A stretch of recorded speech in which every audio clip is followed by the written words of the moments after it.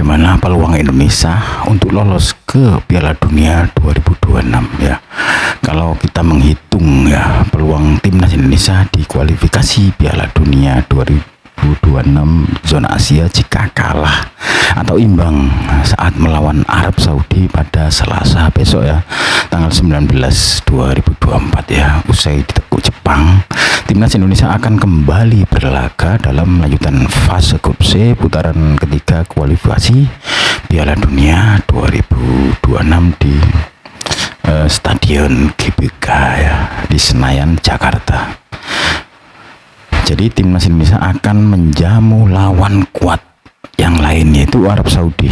Di laga ini timnas Indonesia tidak boleh melewatkan kesempatan meraih kemenangan usai dibekuk Jepang dengan skor telak 4-0 ya. Meskipun Arab Saudi tidak sekuat Jepang ya, tapi membutuhkan poin demi menjaga asa melaju ke putaran keempat kualifikasi Piala Dunia. Namun apa jadinya jika hanya imbang atau kalah lawan Arab Saudi ya? Apa wassalam atau gimana? Dua skema ini tentu membuat skuad Garuda dalam posisi yang sulit karena dipastikan gagal mengamankan 3 poin di kandang sendiri. Selain itu, dari 5 laga yang sudah dijalani, tim Sultan Sintayong baru mampu mengkoleksi 3 hasil imbang dan 2 kekalahan.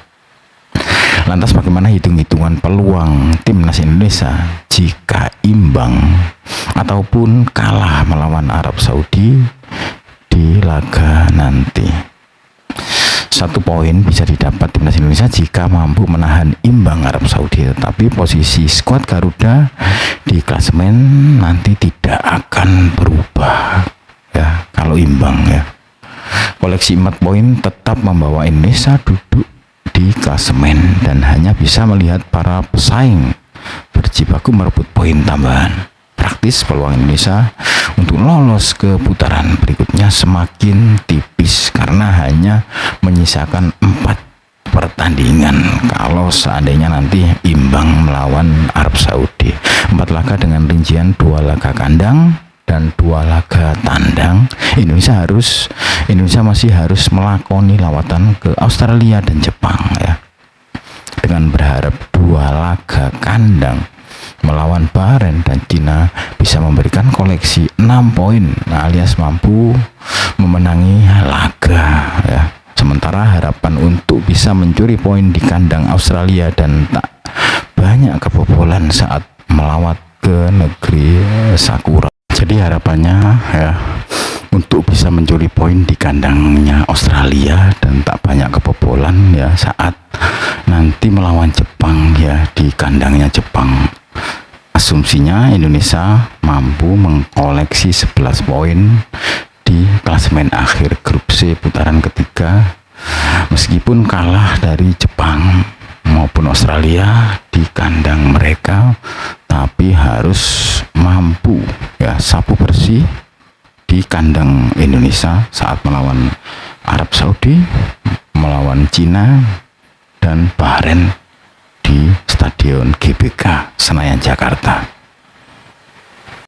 Dan bagaimana jika kalah ya? Jika kalah dari Arab Saudi, maka Indonesia akan tertahan di dasar klasemen dengan hanya koleksi 3 poin saja.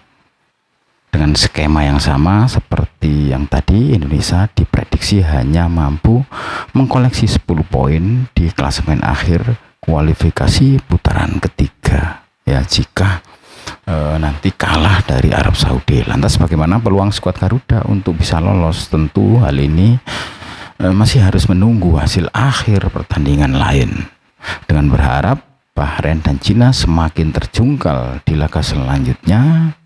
Harapan Indonesia mampu mengakhiri putaran ketiga di peringkat yang keempat.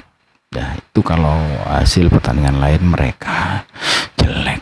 Nah, kalau mereka hasilnya bagus ya Indonesia wassalam.